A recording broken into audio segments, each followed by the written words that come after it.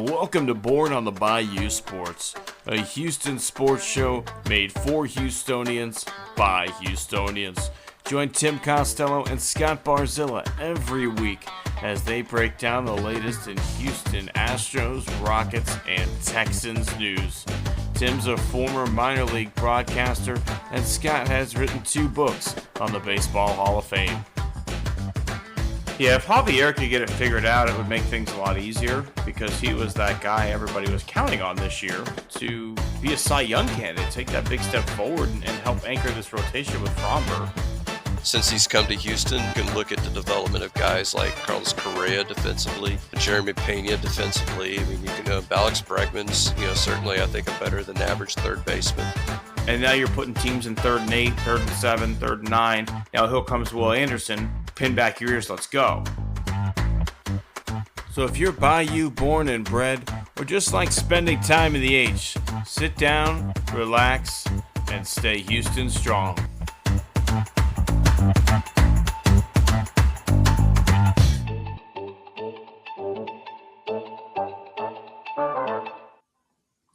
Welcome all my friends to the show that once again is back talking all 3 major Houston sports this week, Scott. We got Rockets news, we got Texans news, and we've got Astros news. It is a time to be alive. Newsy time. So we were talking off air, so I wanted to bring everybody into that conversation with our opening question, and that is the grossest thing you ever had to deal with being a parent. So I'll tell you my story. Luckily I wasn't in the car for most of this. That my mother-in-law and Janet were coming back with Ann when she was a baby from Oklahoma, and I think I was stuck here for work or something. And they said that she was screaming about Huntsville, that area, and she's screaming, and all of a sudden she stopped screaming. But a few minutes later, they figured out why. It was the most shit I've ever seen, Tim, because I was the one that had to clean it up when they got back to the house. And I don't think any got in the diaper. I mean, it was everywhere but the diaper, Tim. And of course, she was satisfied with herself because, I mean, she had to go. And, I'd have to say for a child that size, that was an impressive amount of shit. Yeah, they're little shit monsters, absolutely. It's really tough to just pick one in these 2.5, almost 3 short years of my youngest life. There's been quite a few disgusting moments. Today was the one that got us started when I woke up to being thrown up on. That was a fun way to start your day. When she was just like maybe 5 weeks old, I was home alone with her, like by myself all day for the first time because Haley went back to work, and changing a diaper, and her foot got in the diaper, and then her foot got on the wall, and then she smeared shit all over the wall. So that one was fun too. Moment like that was a good one. When she just walks up butt naked and hands you a diaper full of shit, that was good. So some all around eye-opening moments eye-opening moments in parenting happening over here on a daily basis, Scott. Yeah, we got to the point that day, I think I was just getting out the garden hose and just gonna hose the child down. I mean, that was about as best. Burn the clothes, just throw it all in it. Just here, nope, throw it in the woods somewhere. My question is, if that happened in Huntsville, and were you in Clear Lake at the time? Yeah, I was at home, so they drove the whole way home. So That's insane. I had to give it to them. No, you pull over and you clean that up. So they left it for me to clean up. That's okay. They dealt, they had her like for a few days. So now, so speaking of some high quality and low quality shit, NFL free agency, in the new league years is finally upon us. So what was the strangest or stupidest shit that you saw from the very few days of news trickling across the wire? Um, I mean, I'm gonna save one of them for the award Yeah, session later on, I got one for there too. Probably the but same one. I think probably the same one. But I think um, I don't know. I don't know if anything was super. I mean, I think $27 million for a center from the Raiders is a lot of money. When the next person is like 19 or 20 on the AAV, so maybe a little bit of an overspend there. I think Tua to the Falcons was interesting, but also yet like kind of made sense at the same time, considering like Penix is not going to be ready to start the year. He's also a lefty. You've got some athletes that can do things with the ball in their hand if you just get it out quickly in space. Like there's a world where that could work, but also like it's Kevin Stefanski, so I don't really know. Um, some of the money some of the running backs got was pretty high. It makes you feel pretty good about the Montgomery trade versus having gone out and maybe tested that market and going and signing a free agent top back. I feel like they maybe made the smart play with Montgomery. I don't know, Scott. What about you? What were your shockers from the first few hours? A factoid I didn't hear, that I didn't know until I heard it. Did you know that Alec Pierce's contract is the highest ever free agent contract for a wide receiver? I did not know. That's Because most guys they re-up you before, like yeah. obviously your Justin Jeffersons and those guys are going to be signed well before they hit the free agent market. So, but over 30 million a year. So imagine he's making more than 5 million a year more than Nico Collins. That's insane. And of course they traded away Michael who was it? God, what's his name? I dropped his name.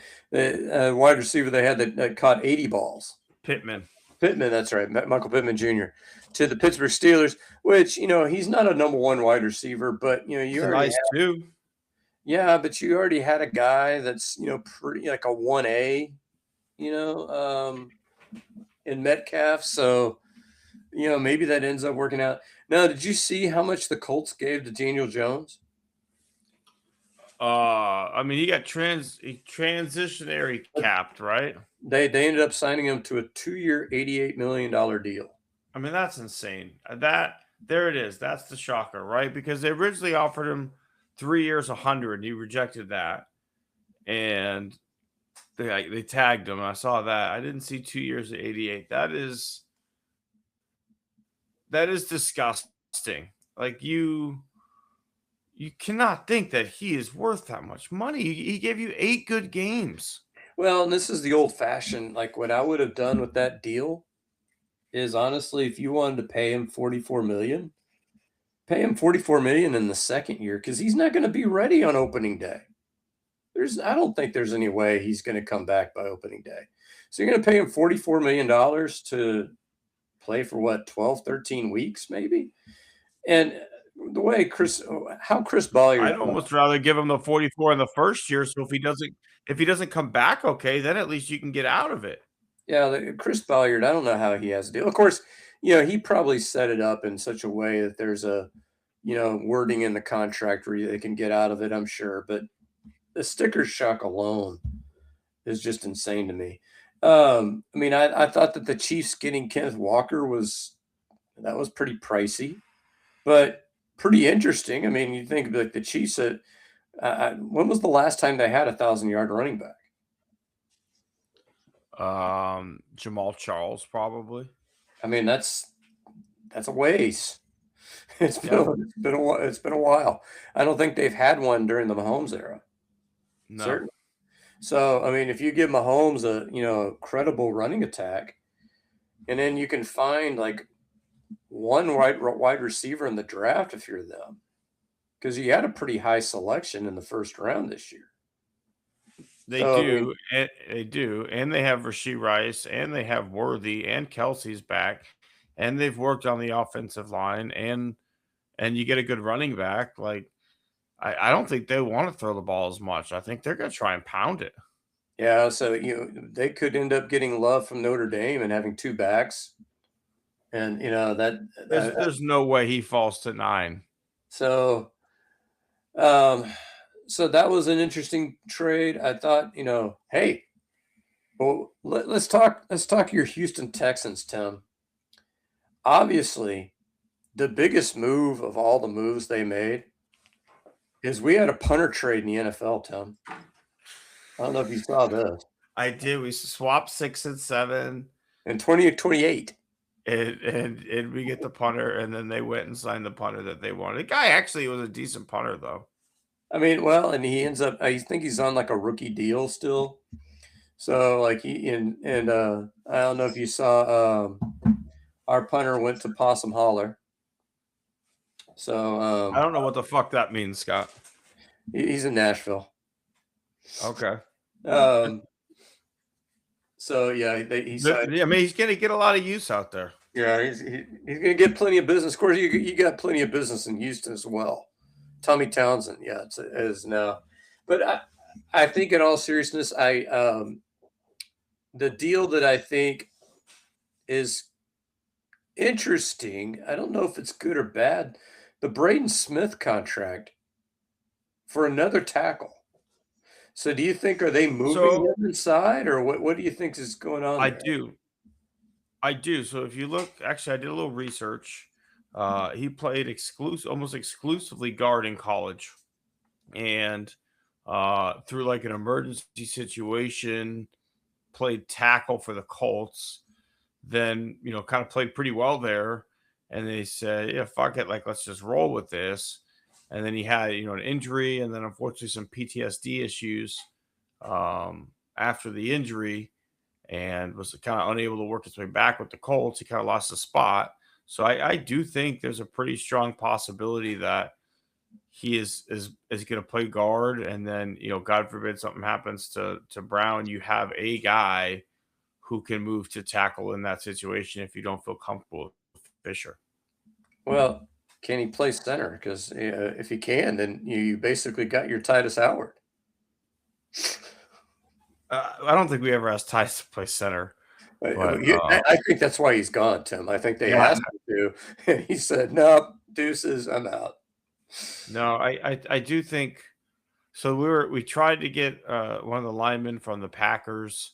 It was said we made, I guess, a competitive offer, is what was reported, and the Browns backed up a truck, and so he went to Cleveland. Enjoy your time in Cleveland. As Joe Kim No used to say, you think Cleveland's cool? You think Cleveland's nice? You think people come to Cleveland on vacation? Like, nah, man, fucking Cleveland. So yeah, it is what it is. I am kind of shocked that maybe our culture didn't win some of these guys over a little bit, but also I do think Nick Caserio has kind of shown he's not going to go spend big on an offensive lineman free agent. It just doesn't seem to be his MO or the way that he's going to operate. He likes to spread the wealth and hope that he hits, and then he's willing to extend you if he hits. But it doesn't seem like he makes big bets on linemen in free agency through at least 2 or 3 rounds. It's good to see Ingram back, but that's an example of him last year kind of spreading the wealth, finding a guy, keeping him in the building. But outside of that, it just seems to me like we don't really go out and identify big free agent splashes on the offensive line and bring them in. Well, if you really think about it, in terms of pure free agency, Daniel Hunter is the only guy they've ever gotten top of the market. I mean, none of the other guys that he has signed free agents, right? Because obviously Stephon Diggs was, pretty top of the market, but that's a trade. Joe Mixon, fairly top of the market at that point, but that was a trade.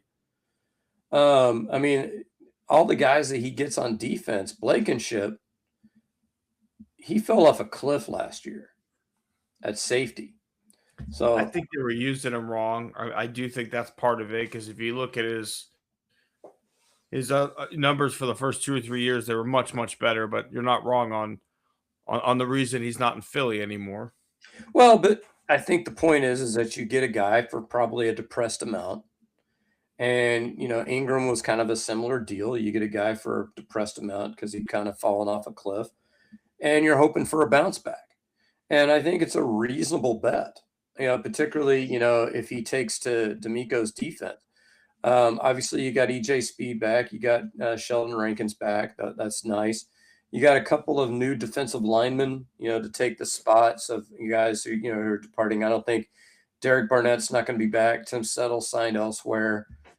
And then I think who's the guy that blocked all the field goals that we had?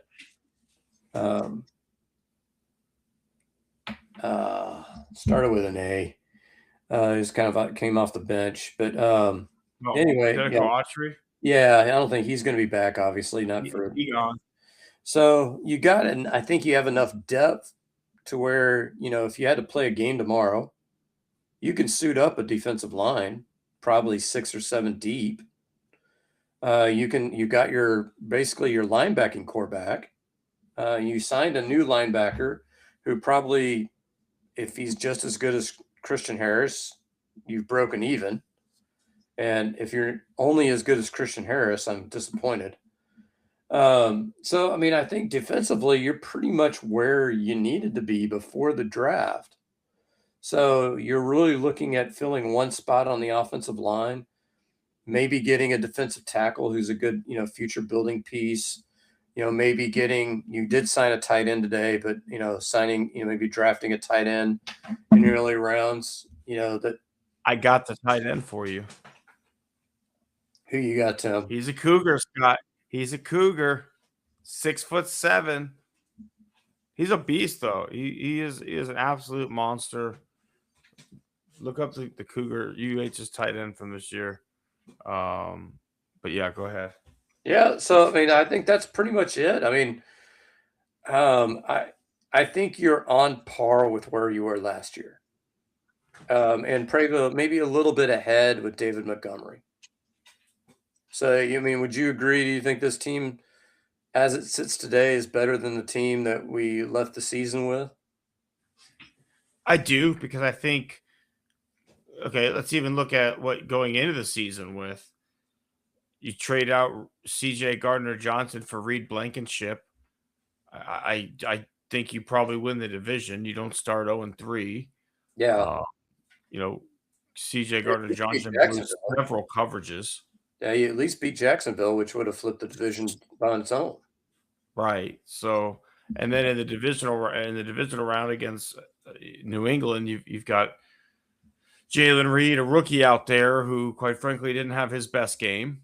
And again, CJ made it impossible to win, but we did get exposed late in the secondary. So I think. But give him David Montgomery in place of whatever they had at running back. And not even necessarily in place, right? I think Woody Marks and David Montgomery together are a pretty nice tandem. I think they do things differently. Separate. Take out Chubb and put in David Montgomery. Mm-hmm. Yeah. And you still got, for whatever fucking reason, OG on the team ready to kick a field goal, fumble a carry, make a special teams tackle. Like, I really wish he would not be considered a running back anymore. If he was purely a special teamer, I'd be much more happy with him. Yeah, well, he did score a touchdown in one of those games, so that was, and he fumbled at the goal line in the first game. That was a different, that was that. But his buddy Christian Harris is gone, so I don't know, man. Who's going to hold him down on the bench? We're going to have to find somebody else. I'm sure he has more than one friend. I would hope in a locker room of 53 people that and then practice squad too. I would hope that you had more than one person that you're friends with. Can I introduce you to Graham Mertz? Here's a guy who's going to hold the clipboard and hold you down. All right, Tim. Where do you want to go next? You want to go? You want to tackle Rockets or Astros? Let's talk a little Rockets, and then we'll bring it home with our Astros because I originally had a different thought on this segment, Scott. And as we were talking, I literally came up with a new name for it. And the question really is there a Rockets narrative problem? Because I originally was gonna ask, is Ime a problem? Are we not using a read right?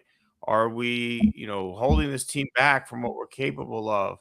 All these things, which may be true, but then I literally remembered we're toggling between the third and fourth seed. This isn't a team that the bottom has fallen out of it. It is are the expectations too high? Is the narrative being described wrong? Are we part of the problem? I think it's a little bit of column A, a little bit of column B. I think number one, let's face facts. Look at what the San Antonio Spurs have done over the last couple of years. I mean, that team is pretty loaded. So if you're going to say Oklahoma City's the best team in the West, which they are, would you say San Antonio's deservingly the second best team? I would. They've handled us pretty well every time we've played. But and it's not a case of us underachieving. It's a case of their GM has busted tail and has gotten them, gotten Fox. He's made a lot of high draft picks. Of course, he got lucked out with Wembanyama. So if we wind up with the third seed, to me that's right around where we should be. But I think would you agree that the first 2 months looked a lot better than the last 2 months?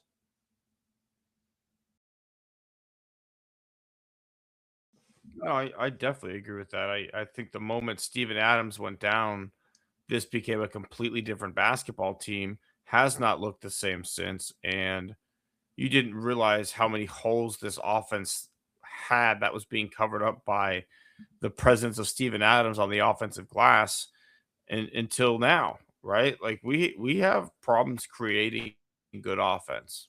And again, this is not news. You and I have talked about this. This is nothing new. We have no point guard. It is AAU ISO ball, clear out. Let me penetrate and dish. Let me try and get a three. Let fucking Alpy dance around in the paint and do his fucking thing and throw up a shot. And maybe it goes in. Maybe he draws a foul. Maybe he turns it over. Like you want to talk about three true outcome players in baseball? Alpy's got three true outcomes: drive and score, drive and dish, drive and turn it over. It is one of those things, like pretty much. Yeah, I love what Durant has brought to the team this year, but I mean, Bari has been playing great of late, but he is not that 15 a game guy consistently. He seems to be a guy that can give you a 20, 25 and then like 7. And that's not what you need. Amen still can't shoot it from the outside. So, there are going to be nights where, like, there was a night this last week where he went 10 for 11 from the floor because he's never, shooting anything outside of a layup. I mean, that looks great. He had another game where he went like 11 or 12 for 12. But I think he shot 1 3 in the last game.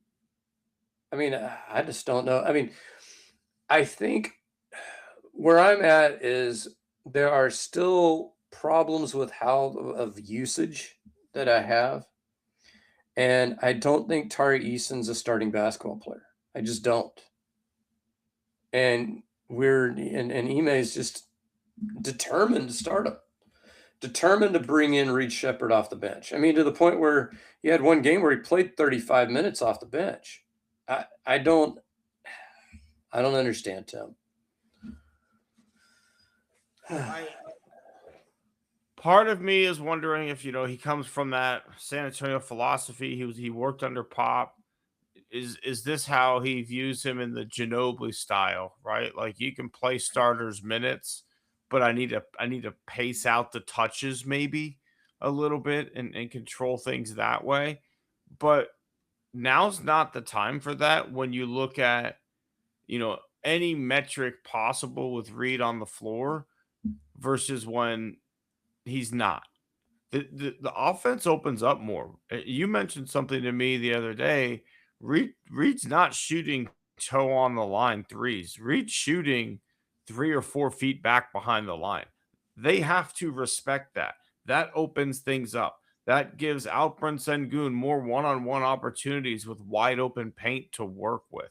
That gives other people like Amen Thompson the opportunity to, catch the ball and explode to the rim instead of having a packed paint like they do now when Tari's out, when Tari Eason's out there instead of Reed Shepard on the starting lineup.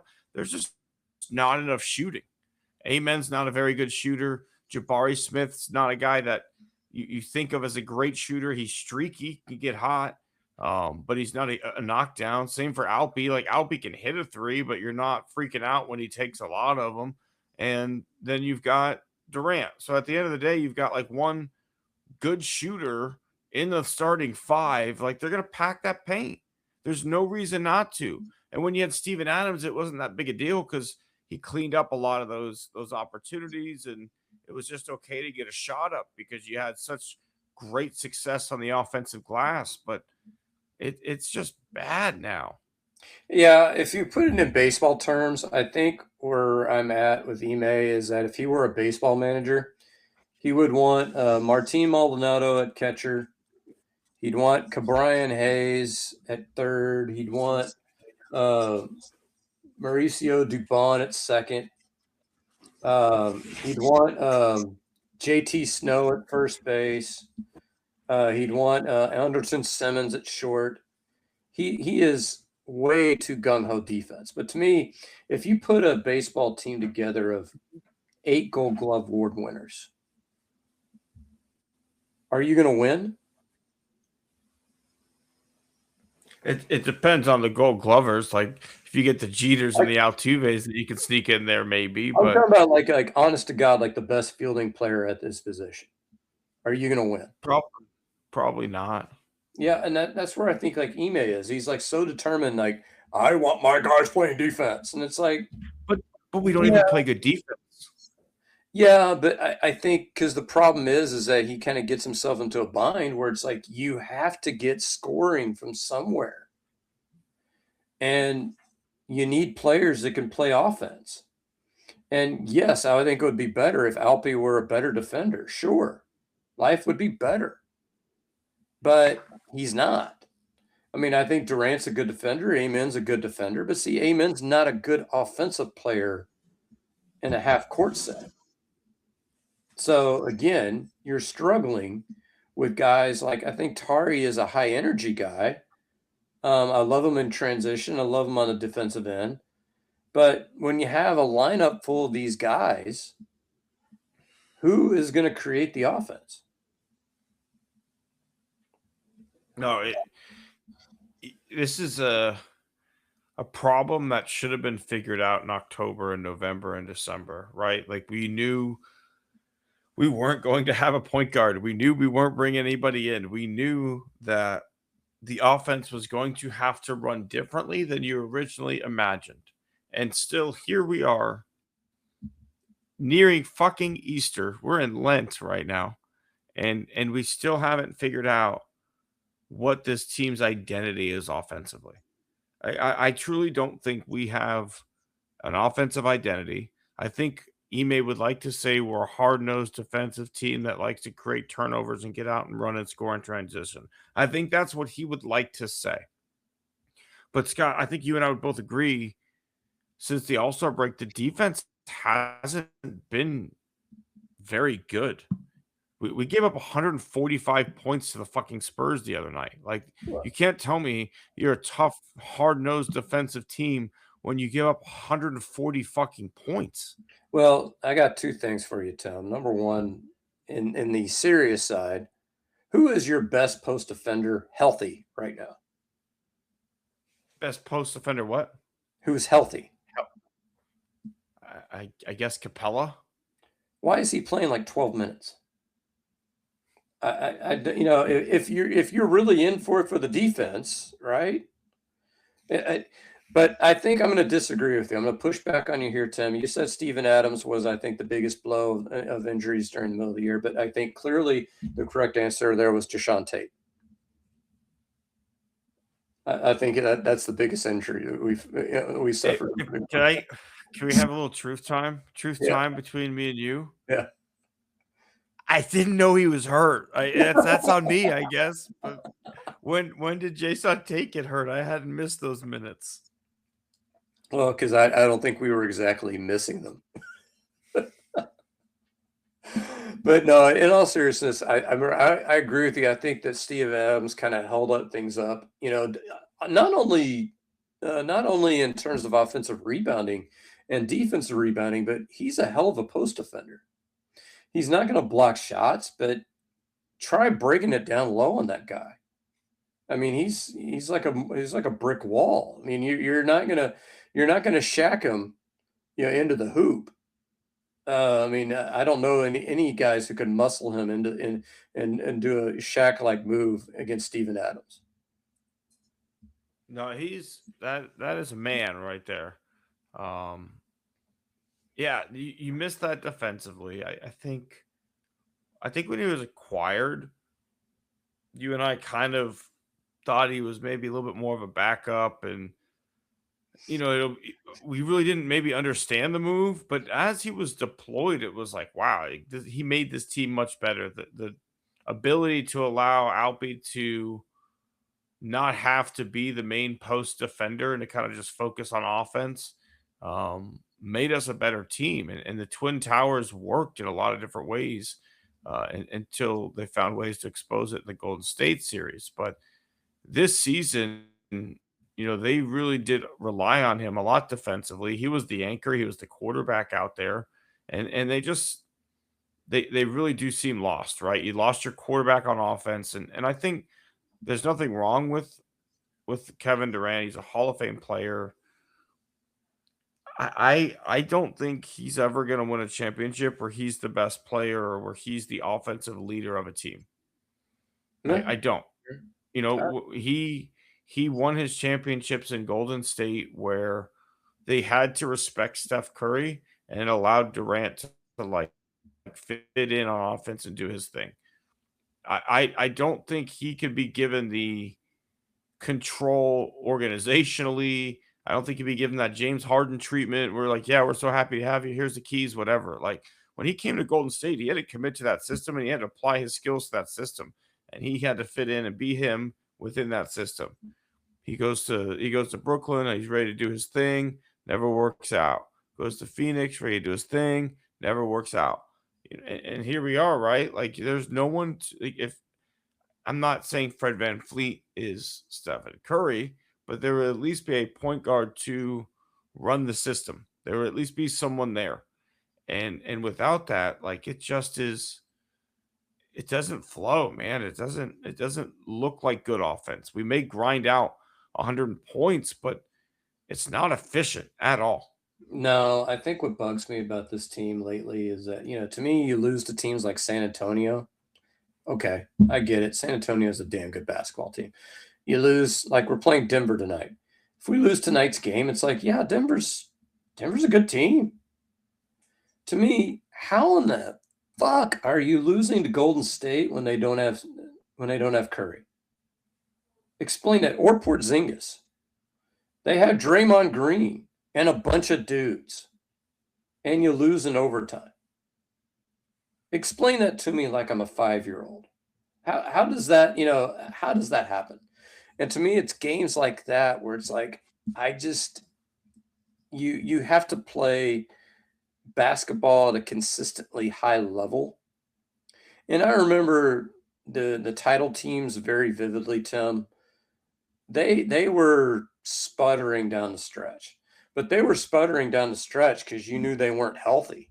You knew hey, Akeem had a problem. He was going to be out for about 5 days. So you only had Clyde, or Clyde was out. So you had only Dream, or, Ellie was out, or Ori was out, or, whatever. This team what you see is what you're going to have for the remainder of the year, because apparently the buyout market ain't going to happen. So what you're seeing is what you're getting. And you're just losing too many of these games to teams like Golden State when they're down a man. To me, if they beat you with Curry going off for 30 plus, I'd be like, okay, Curry's great. He wasn't playing in that game. What, Draymond Green have like, what, 8 points? Does he ever score more than 8 points? Nah, he'll get maybe a 10, 10, and 10 game from him, and he get his triple double. But no, that Pasquale kid that they have does a nice job when Curry doesn't play. You have a nice Curry impression, but I don't know, Scott. It seems to how like I've never owned one, but like when you have a really nice sports car, right? Like you've got to get the engine tuned, otherwise, like things just don't run quite right. That's what this feels like. Like it's just out of tune. Like it's still running. Things are still going pretty fast. Like you could, you still have a nice sports car, but the gears just aren't shifting right. It's just not smooth. It's a bumpy ride, and it just doesn't feel right. And to me, when you made this Durant move, it brought expectations. It brought automatically, this is a team that's supposed to compete for an NBA title. A guy like Durant at this point in his career doesn't come somewhere just to collect a check, right? Like he's here to try and win a ring without Curry. Everybody knew that. And knowing that that's the thought process going into the move, to lose your point guard and to never do anything about it and just go like, this is a building year. But next year, guys, next year's the year. 38, Like that's 38-year-old crazy. Durant, 38-year-old Durant's going to take the league by storm. I don't know if you guys drink wine, but it gets better as it gets older, and Don't give that's me what the we old, got here, guys. don't give me the old stuff, Tim. I can afford the new stuff. All right, Tim. But yeah, Speaking of, though, we have a team that is kind of sputtering, and then we have another team in Houston. It's currently in Florida. Seems to be on a bit of a heater. They have gotten themselves up to 7-8, so they're almost 500 in the spring. So, what are you thinking of your Astros, Tim? cautiously optimistic. I like what I'm seeing for the most part from the pitching staff. I did the hard work. I got out there. I asked the tough questions, and it asked me anything with Brian McTaggart, trying to figure out how these innings are going to build up. Scott, you and I were worried about it, and I was told, again, this was not everybody has these kind of connections, Scott, through Reddit. But what I was told was that they're working out on backfield to build out some of those innings before they bring them out into the game. So they have been getting stretched out. We got 3 innings from Mai today. No hits, no walks, 4Ks, topped out at 98 miles an hour. 35 pitches. Looked wonderful. Hey, the good outing from Arrighetti. A good outing for Getty. Homers for Cole. Homer for Paredes. Homer for Altuve. I don't know. I feel this is like I don't know if you necessarily worry too much about the losses in the first week of spring when Nick Allen is getting a majority of the shortstop work and Jax Biggers is playing a majority of the second base, and bats are slower to warm up than arms. I think the fact that you're getting more at bats for your starters, they're looking better, they're making good swings. We're seeing Correa at short right now with the Pena injury, which I think is interesting. But Paredes now naturally slides into third. Correa plays short. You move on till Pena comes back. Yeah, and I was going to say, every time I see Bigger's name in the box score, I keep thinking, is my eyesight bad? Is that Biggio? No, that's Biggers. I called his high school games, man. You want to feel what I, old? what I was going to say, Tim, is speaking of you reaching out to Brian McTaggart, I am on the old board for the old members of the Crawfish Boxes, and somebody quoted your exchange on there. Did he Um, now? with Brian McTaggart. So What was? Hang on, let's flesh this out a little bit. Going viral. I kind of want to hear about it. well, it's your exact exchange. So it was your question and his answer that the guys are pitching on the backfields and and all But that. why did it come up? Give me, fucking tell the Well, story here, Scott. well, because I raised an independent question. I'm like, hey, are these guys going to build up in time? And that was before you had reached out to McTaggart. So I raised that question even with them, see what they thought. And so somebody else, not me, quoted you and McTaggart. Didn't know he was quoting your podcast Yes. partner right back to you after I told you, hey, I asked this guy this. And so yeah, and they seem to think this, the same thing. The thing is, I don't think anything beats competitive pitches. You had McCullers go 3 innings, wasn't as sharp in those 3 innings, as he's been before. So I mean, I will say, Scott, with McCullers, I liked what I saw after the homer, right? Like I do feel like the homer came in the first inning, and I do think he settled down nicely after that. And it wasn't oh, here we go again, and the wheels come off, right? Like he did seem like, okay, they got me, let's move on, versus oh shit, I don't have it again today. See, I'll tell you who it's going to suck for. And I was thinking this today. So you saw that Viva la Italy. Italy's moving on, baby. Moving on to the quarterfinals. Did you see that here, Tim?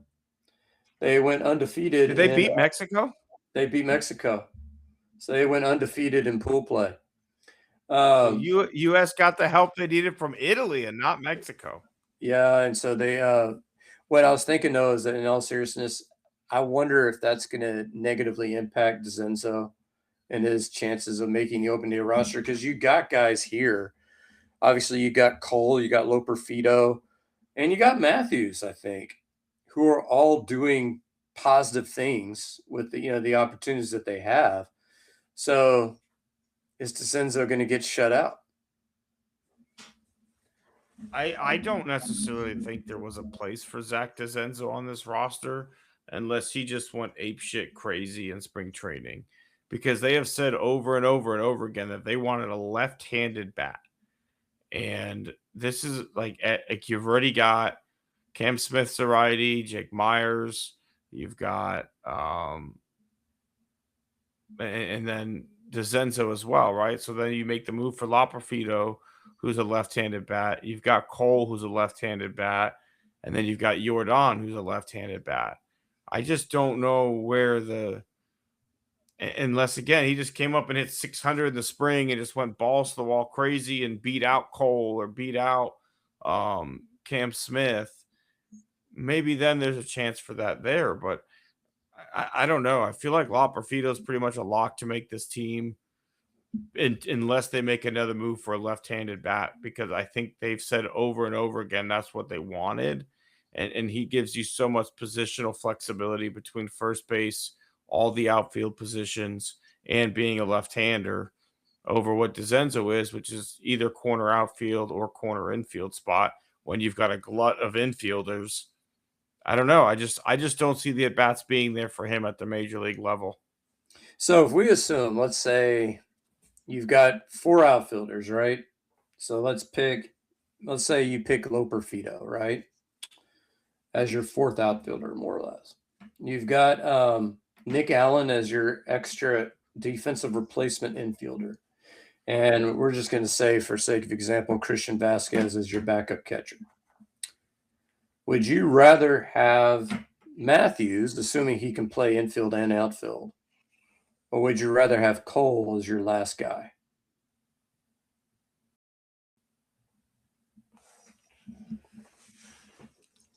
That's a good one.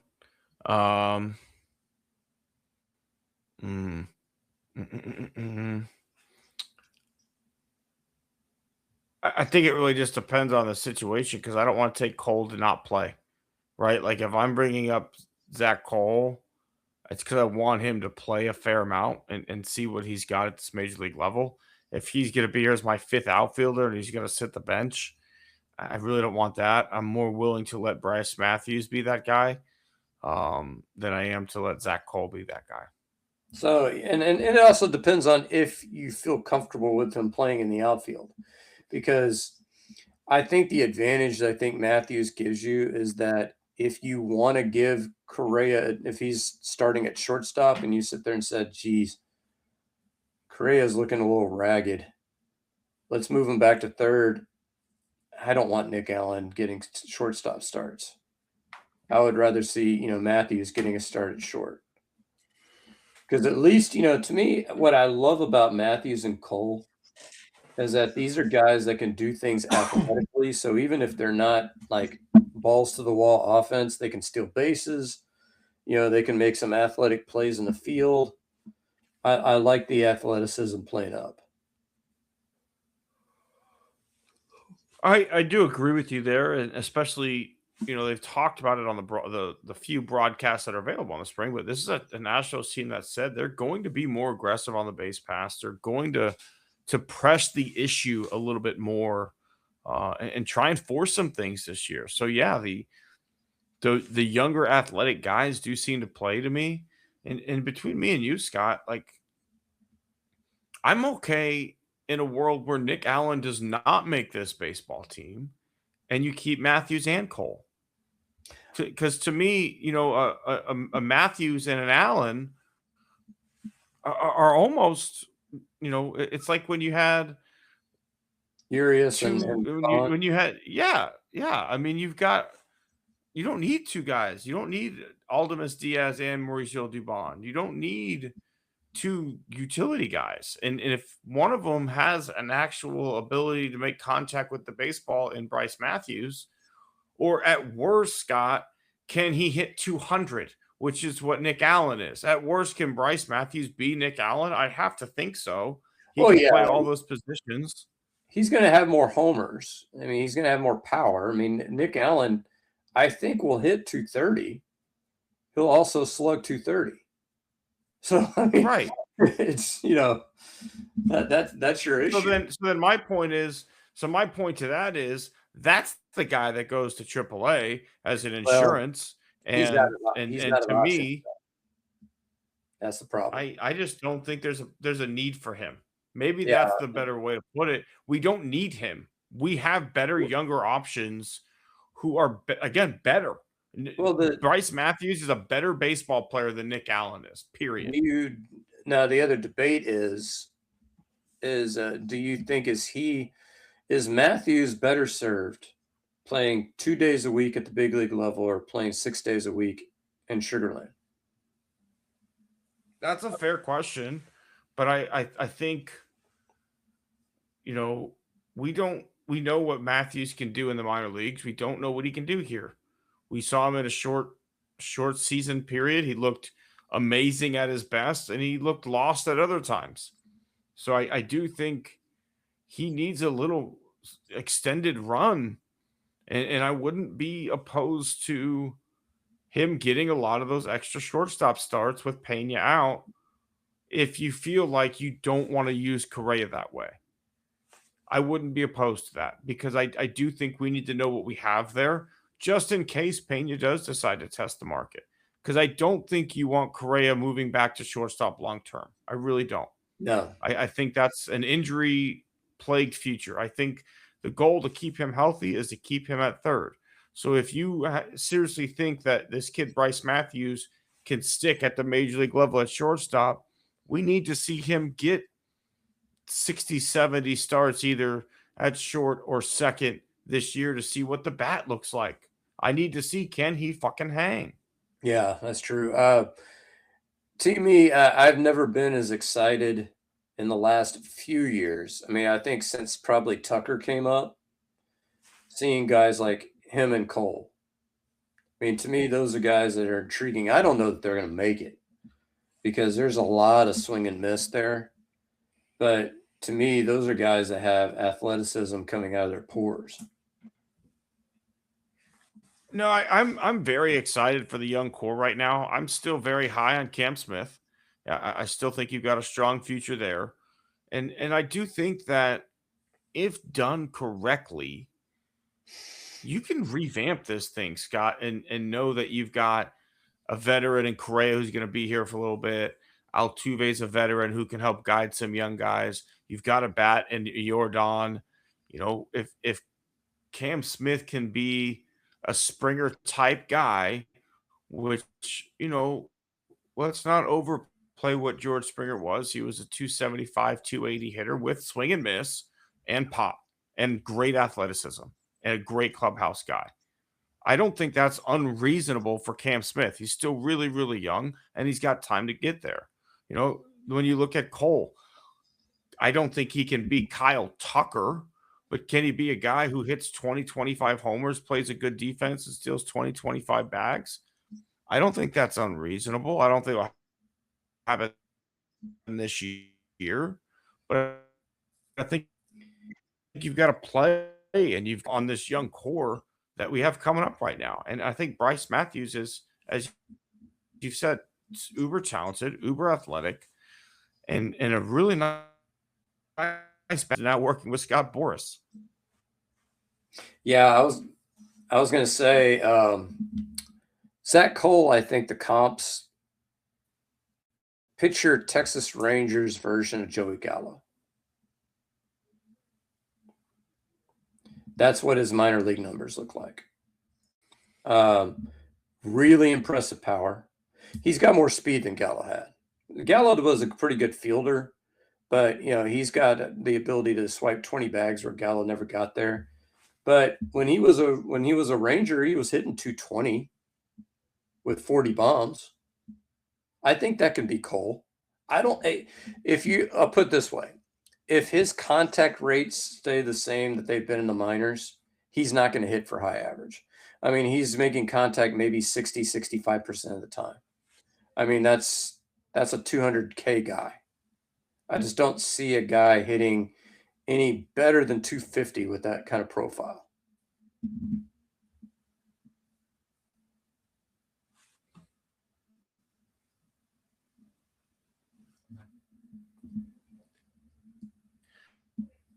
I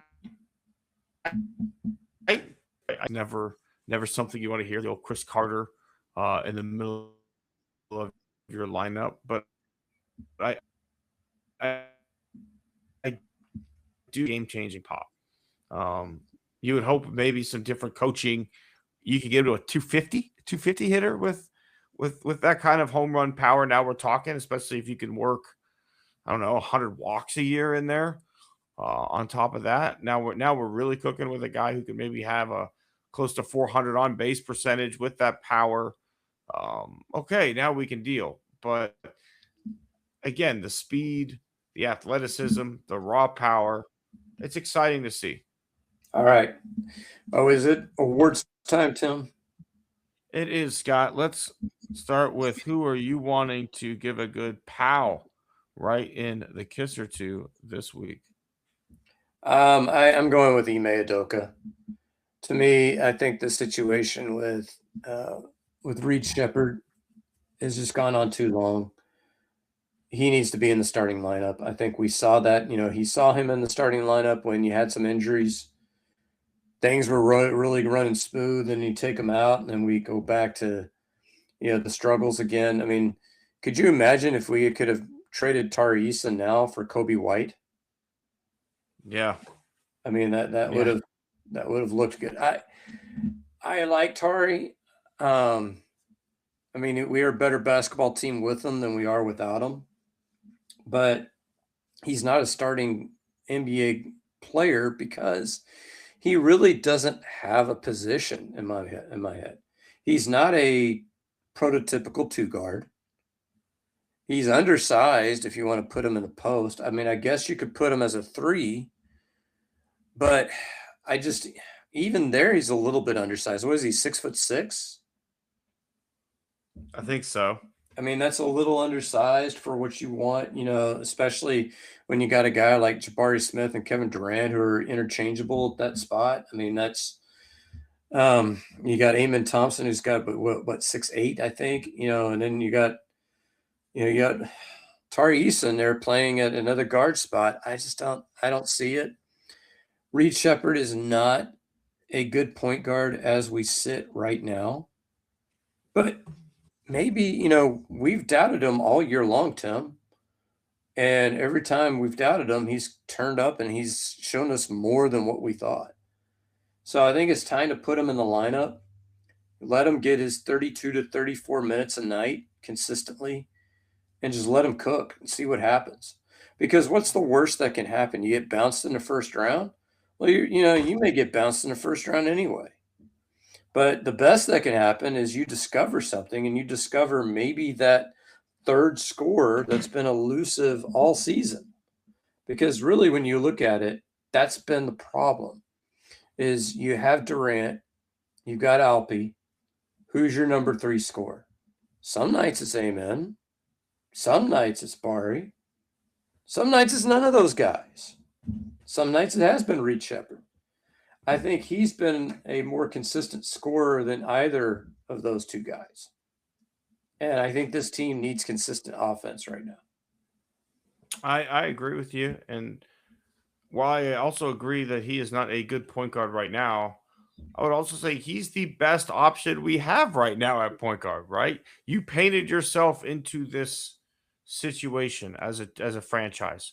You knew going into this season that your point guard was out for the year, and you never addressed it. You and I both thought a trade at some point, a buyout at some point. It never came. It never came. And so you can't sit here and act surprised. You can't sit here and be shocked that you only have Reed. That you're like, no, you've got to play him. This is the hand you were dealt. Um, it's almost I wish people would have traded Tari away just simply for kind of like when you go watch Moneyball again, right? And they keep playing Carlos Pena at first instead of Scott Hatterberg. So what does Billy Bean do? He trades Carlos Pena away, so he has to play Scott Hatterberg. Like I kind of wish you would have done that, so he can't keep starting Tari Eason. But it's just the situation we're in. All right, Tim, who you got? I want to punch C.J. Gardner Johnson in the face. I know he'd probably win in a fight, but if I could get it in real quick and then run, I'd be fine with that. First, it starts off with like he's going through all these cleats from his NFL career, and he gets like his Texans cleats, and he's like, "Fuck them," trashes them, whatever. Then we signed David Montgomery or trade for David Montgomery, and he basically like RIP, there goes your career. You're gonna hate it. All this other shit in the comments, right? And it's just like obviously number one, you're a sour motherfucker, right? You refuse to learn the scheme. You tried to fucking big dog Kamari Lassiter and Petrie and force yourself into positions you weren't supposed to be in. And you were the reason we had defensive breakdowns in the first 3 weeks of the season. And the defense got immensely better when you were gone. And then you went somewhere else and got fucking burned there regularly too. But you want to sit here and act like Houston was the problem? Like this dude has been a fucking locker room cancer everywhere he goes. And then we get, a nice signing. Montgomery seems like a first-class guy from everything I've read about him. Excited for him to be a Texan. And then here comes sour milk CJ Gardner Johnson. Oh, yeah, fucking RIP your career. Like, nah, man, I wish I could give him a quick little 1-2 pow right in the kisser. Yeah, that's a good call. That's a good call. I can't, because that goes back to the whole Ed Reed thing, where Ed Reed was complaining about how he was used by Wade Phillips, and it's like, yeah, but we're a pretty damn good defense without you, bud.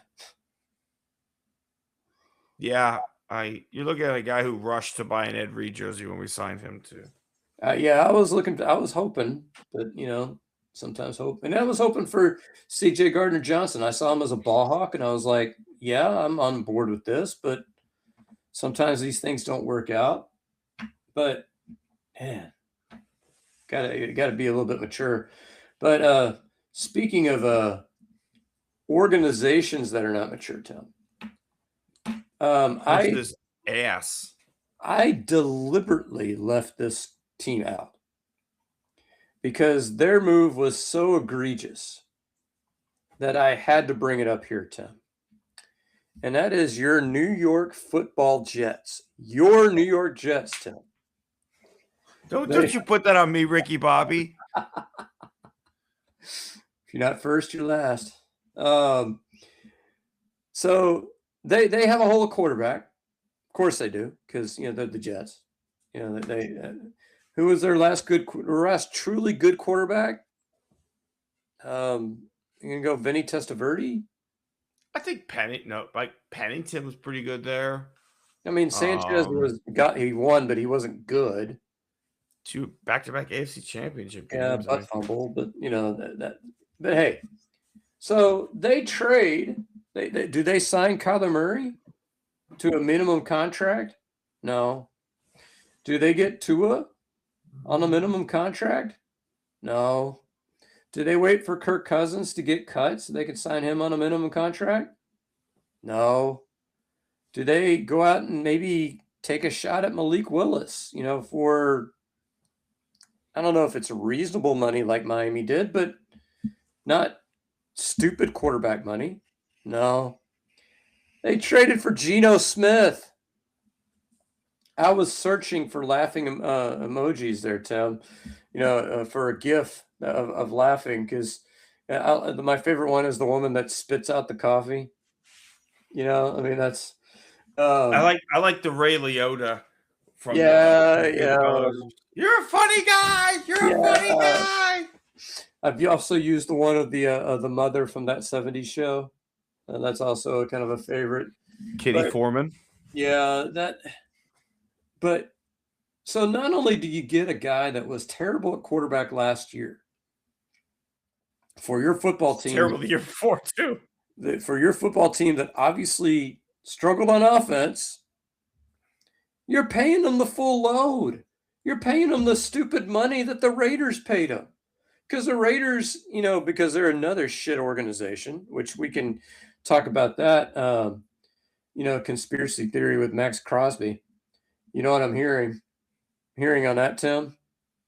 No, what are you hearing? The Ravens regret it, so they Tanya Harding him before his physical. Went like shit, he failed. How did this happen? Oh, he had a shattered kneecap. What the hell? Why didn't you tell us about this? But no, but in all seriousness, you're paying him over $40 million to do what? To do what? What is he going to do for you? Is he going to throw 20 picks? Is that what you're looking for, a quarterback who throws you 20 picks? Yeah, Geno Smith will do that. He could have signed Jameis Winston for real cheap, and he would have done that for you. So I don't know what I'm more offended at. Am I more offended that he's a bad quarterback, or are they more offended that he's an expensive as hell bad quarterback? I don't know, Tim. What do you think? No, I think here's why you're frustrated. Geno Smith has gotten his past 2 coaches fired, right? And they've both been Pete Carroll.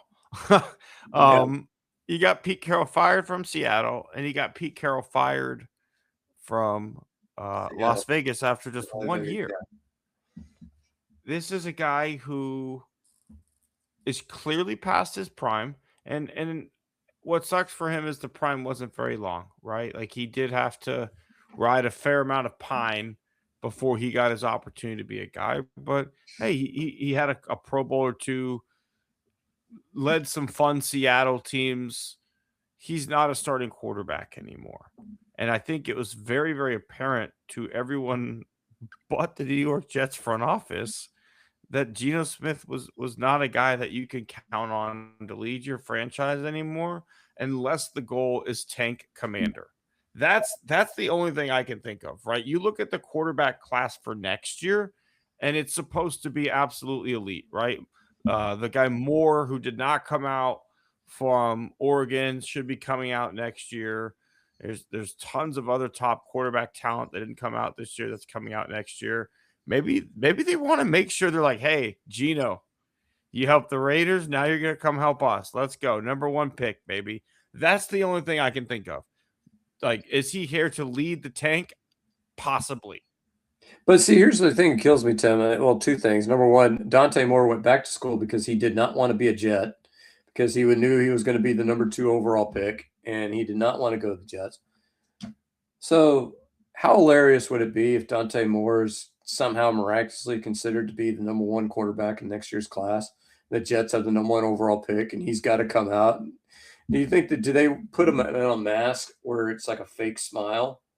You know, where you like, but see, what kills me, Tim, is they could have gotten the tank commander for nothing, because they could have waited for the Raiders to release him, which they were going to, and signed him for $1 million. You're And worried still about got you're their worried about tank. the competition. There's other teams, Scott, that could have gotten him that way. You don't want to risk it, obviously, because Yeah, that would have meant that would have, if you did it that way, then people would have thought, oh, okay, Jets are grabbing him as a backup. They'll still probably get somebody. No, they wanted people to know we're bringing Gino in to start. We're paying him starter money, guys. We don't want you to think that he's here as a backup. Gino's home. We drafted him. We unfortunately let him go away. Now we're bringing him back home to bring us to that Jets promised land. all right, Tim, who you got? This is a tough one, Scott, because I don't know necessarily where you're going with your next negative award. So I'm trying to tiptoe a few things here. But let's go. I think by definition, this is the perfect example of horse's ass. I got to go Mark DeRosa. I got to go. And then you and I can join up together on the Baltimore for our next award. Yeah. But I got to go DeRosa. Like that's not scumbag, but that is horse's ass. Number 1, you win your first 3 games of the tournament. Get up in front of the mic and talk about how you clinched your appearance into the quarterfinals. And here's where it's not just DeRosa, it's the entire like Team USA conglomerate. No one goes, hey, coach, by the way, we haven't clinched yet. We haven't clinched yet. Don't let the players go out and get hammered tonight. So no one tells DeRosa. DeRosa goes into the clubhouse. They fucking cut loose. Apparently the party continued on the bus. The party continued into the hotel. He tells the reporters that, hey, we're dragging ass in the clubhouse today. Sorry about that, guy. Yeah, well, fucking Paul Goldschmidt gets a start. Hasn't played at all in the whole tournament so far. So we get Paul Goldschmidt some at bats because he's a fucking legend. We've got Mason Miller in the bullpen in case we need him. But who was the first guy to warm up? Clayton Kershaw. Let's make sure Clayton's last go around, he gets some innings in there too. We got to work everybody in because we've already clinched, Scott. We've already clinched. We're just playing the Italians. We'll all have a pizza together afterwards and be okay. But no, they didn't clinch. No one told them they hadn't clinched. So they get fucking worked like a fucking kneading of the dough and turned into an ass-kicking pizza by the group champion Italians. Mamma mia. And now you had to sit here today and hope to God that either Mexico won by 5 or lost, because you put yourself in a position with a roster that included Bobby Witt Jr. and Aaron fucking Judge and Bryce Harper and Kyle Schwarber and Tarek Skubal and Mason Miller and every elite arm that the USA had to offer. You put yourself in a position because you didn't know the fucking rules where you had to rely on someone else. That to me is the definition of horse's ass, Scott. Yeah, he was going to be a win on a later award for me, but I'll pivot on that one. We talk about stuff. We don't lock it in. Yeah, I can pivot. It's not a big deal. Yeah, stupid and nobody telling him I misinterpreted the rules. So yeah, I can't get it. But hey, the Italians did win. So U.S. does advance, and the Italians go undefeated in pool play. I mean, that's pretty. And Canada advances as well. I don't know if you saw that. I did. We play Canada next. So I mean, man. some good. Abraham Toro of old Astros fame hit a home run today for Team Where the Canada. fuck is Toro, Scott? He was in Boston the last time I saw, but No, that's what after the yeah, Astros won when Verlander got his no. Where the fuck is Toro? yeah. All All right, right, are we tipping caps? we're tipping caps. So yesterday I was playing a little bit of golf and got in only 9 holes because my mother had a bit of a fall at HEB. She ended up breaking her nose, breaking a couple of teeth. She's got a black eye. I think, my dad's going to have to wear like a shirt in public. So it's like, I didn't do this. Um, but in all seriousness, EMT was there like lickety split because there was no way we're getting back because 146 was all shot to hell and we were playing at Bay Forest. And so, I mean, we were going to have to like drive the long way around. So, but the white shirts came out, Tim, not the blue shirts, not the red shirts, white shirts. And she got a call today from the corporate office in San Antonio asking about her. So, I mean, obviously they're playing cover my ass, but A little bit involved, but yeah. they showed legitimate concern. And so, that's all that you can really ask because really, these things happen. I trip all the time, which is probably something I get from both my parents. So it's just, one of those things. So good on them, good company. So I have to give them a hat tip today.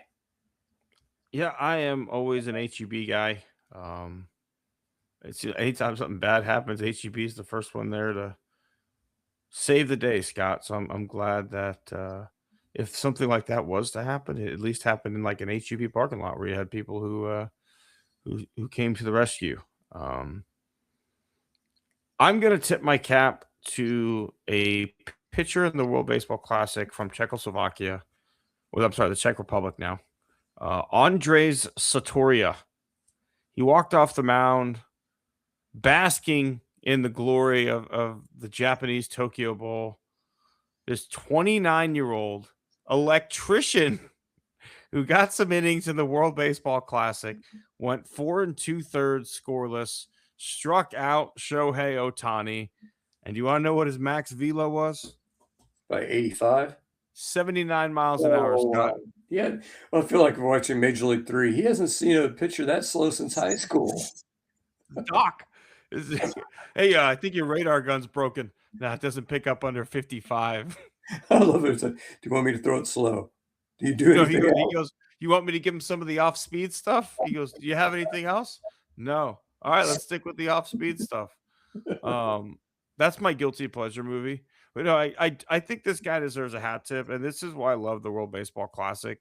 And why I loved it more originally, maybe. Like if you look at where things are now, if you lived on the Jersey Shore, you can go play for Team Italy, right? Like, Yeah. If you got a last name isn't a vowel. yeah, you're playing for Team Italy, even though you've like lived in America your whole life. Like but I almost liked it previously. Like guys like your cousin got a shot, right? Like they weren't major league stars. They were people who were, you could trace their heritage or whatever. But this is what it's about. Like letting people who there are leagues in other countries. Are they amazing? No. But there's Italian leagues, by the way. There's Czech leagues, there's German leagues. And so it's cool to see something like this. And Japan has almost adopted the Czech Republic as their second team. So they even gave this guy a roaring standing ovation because the stories become big over there too. And it's just cool to see. And I love baseball. I love moments like that. And that's what it's all about. It's like when, we had Danny Vaughn on the show a couple years ago when a state rep steps in and gives you 5 innings of scoreless baseball, because the team needed him. And he's like, hey, I'm your rep. Let me serve whatever way you need me to serve. And that's giving you 5 innings tonight at the local club. But no, this was I love the World Baseball Classic. And this is one of the reasons why it's stuff like this. Guy's a electrical worker for most of his life, but he gets the opportunity and he gets to strike out Shohei Ohtani. And could you imagine being back on work on Monday? You got your cigarette break, and how was your vacation, Andre? Pretty good. I still Yeah. can't throw hey Otani. Like it's fucking cool, man. Yeah, I mean, and I think to do a secondary scumbag, I'm really hating these people that are hating on the World Baseball Classic. That And was like, gonna be mine as well, on top of the other one. So let's get into it right now. yeah, and so because I was listening to and I usually love these guys. Like I love Sean Pendergast. He's a good, he's a good host. Seth Payne's, maybe not quite as good, but he's okay in the morning. But they were just ragging on it because Jeremy Pena gets hurt. What was Jeremy Pena doing when he got hurt, Tim? Fielding a ground ball. Do you field ground balls in Florida? Me? No, I get tan, No, but no. no, he would have been, yeah. So I mean, it's not like he broke a leg jet skiing. I mean, it's not like he broke his finger like trying to make a sandwich in the house. He he broke his finger doing what he would be doing in Florida. Now, would it be as intense? Would he go all out necessarily to make a play? I don't know. I would think that instinct would take over and you would do what you normally do. But I think your odds of getting hurt in a spring game are just as good as your odds of getting hurt in the World Baseball Classic, with the exception of pitchers. Because I think if you start trying to stretch pitchers, or if you got a pitcher who's I'm just gonna lean back and throw 99 instead of my normal 96, I could see something happening in that situation. But a position player, no, I don't think the risk for injury is any more than what it would be if you were in Florida. And I would think that it's actually better because, right now Christian Vasquez is getting high leverage at bats. Mhm. He wouldn't have been working out until this weekend Mhm. had he not been with Team Puerto Rico. Now, has he done great? He's been 1 for 6 so far, so not great, but he's playing baseball. So the odds of him being ready by opening day are greater because he's playing in the World Baseball Classic. And you have too many stories like the ones you mentioned, but I think this year, particularly teams like Italy, teams like Canada, that never get through, have gotten through this year. And it's going to be fun to watch them run up against USA, Japan, Dominican Republic. Maybe, I don't know if Venezuela made it, but those kinds of teams that are always in it. That's going to be fun to watch. So to me, hating on the World Baseball Classic, I just don't get it. I'm with you on that 100%. They were gonna be mentioned from me as well, and specifically the Pena injury is the one that takes me off, and for the reasons that you mentioned. He was fielding a ground ball, took a nasty hop. That could happen to a 10-year-old. That could happen in a minor league game. That could happen in a backfield. That could happen in a game. I'm with you. And if I'm a team, I'd want my players playing at least offensively in this. You're seeing good pitching early on, and the Astros have struggled for years with slow starts offensively. They have been a routinely slow to start team offensively. And I remember the one year I was annoyed with the World Baseball Classic was 2017 with Bregman because he didn't get at bats. They viewed him as a shortstop, and he was the backup to J.P. Crawford.